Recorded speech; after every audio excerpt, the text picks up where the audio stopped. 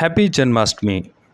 भगवान कृष्ण कृष्ण कर्ष्यति आकर्ष्यति इति कृष्ण, अर्थात जो आकर्षण को भी आकर्षित करे, मोह को भी मोह ले, वही कृष्ण है।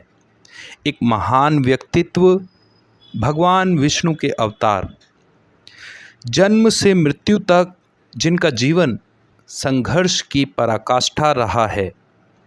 कारागार में जन्म लिया, पैदा होते ही माता पिता से बिछड़ गए, अपने सगे मामा कंस से आजीवन दुश्मनी ली, 3 दिन की आयु में ही पूतना ने मारने की कोशिश की, कालिया नाग का दमन किया, इंद्र के घमंड को तोड़ा, 10 वर्ष की आयु में आताताई कंस का वध किया। भगवान श्री कृष्ण का जीवन एक मैनेजमेंट बुक है।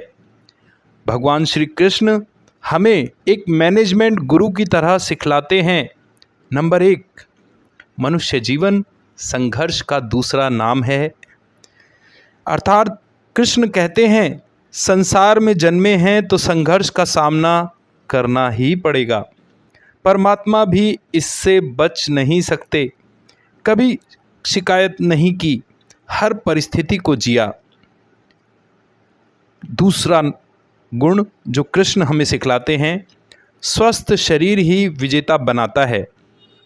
माखन मिश्री जैसे शुद्ध और सात्विक आहार का सेवन, ये एक पेरेंटिंग टिप है आजकल के अभिभावकों के लिए, जो हमें बताते हैं कि बच्चों को सिर्फ स्वाद के लिए नहीं, अपितु बल, बुद्धि, विद्या को बढ़ाने वाला भोजन बनाकर दें।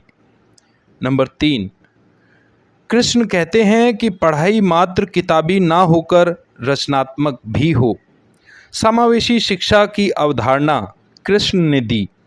संदीपनी मुनि के आश्रम में वैदिक ज्ञान के साथ 64 कलाओं को भी सीखा, जैसे युद्ध, संगीत और नृत्य इत्यादि। यानी स्किल डेवलपमेंट, कौशल विकास पर भी ध्यान देना है, सिर्फ किताबों पर ही नहीं। नंबर 4, रिश्तों से ही जीवन है, बिना रिश्तों के कुछ नहीं। कृष्ण ने जिसे अपना माना, जीवन भर उसका साथ दिया, चाहे अर्जुन हो या सुदामा। सांसारिक इंसान की सबसे बड़ी धरोहर रिश्ते ही हैं, इसलिए रिश्तों को दिल से जिएं, दिमाग से नहीं। नंबर 5, नारी का सम्मान।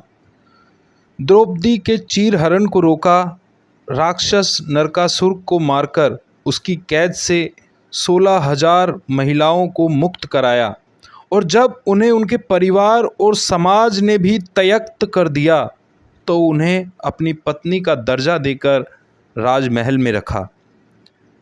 नंबर 6, कृष्ण कहते हैं कि मतभेद व्यक्तिगत रहें, पीढ़ी दर पीढ़ी नहीं।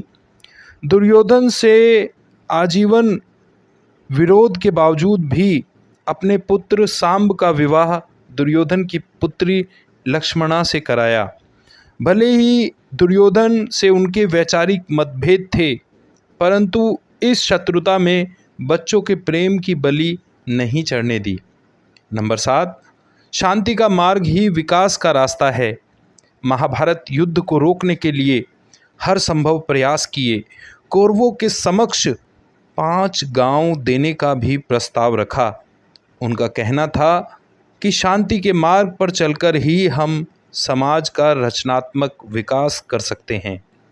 सुख केवल शांति से मिलता है। क्रमांक 8, हमेशा दूरगामी परिणाम सोचें। वनवास के दौरान पांडवों को जप, तप और कूटनीतिक संबंधों के द्वारा शक्ति अर्जित करने का मार्ग बतलाया। कर्ण से कवच कुंडल प्राप्त किए, भीष्म और द्रोणाचार्य को मारने का उपाय बतलाया।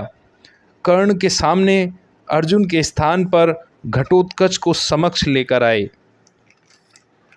रण छोड़ बनकर मथुरा और गोकुल वासियों की रक्षा की।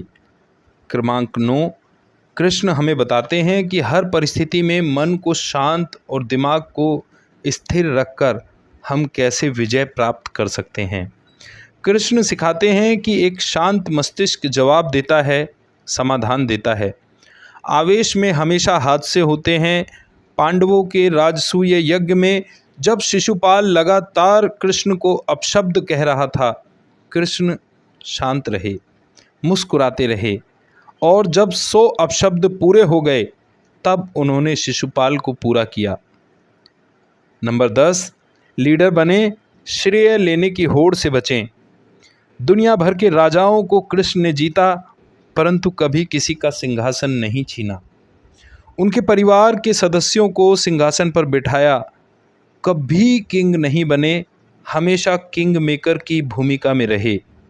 दोस्तों, महाभारत युद्ध में जिस शख्स ने बिना शस्त्र उठाए युद्ध का एक तरफा परिणाम निकाल दिया, वो शख्स हमेशा कहता रहा कि ये युद्ध पांडवों ने अर्जुन की पराक्रम से जीता है। तो ये है भगवान श्री कृष्ण का जीवन, ये हैं भगवान श्री कृष्ण के वो मैनेजमेंट के सिद्धांत जो हमें आजीवन प्रेरणा देते हैं, हमेशा हर परिस्थिति को जीतने का समाधान प्रस्तुत करते हैं।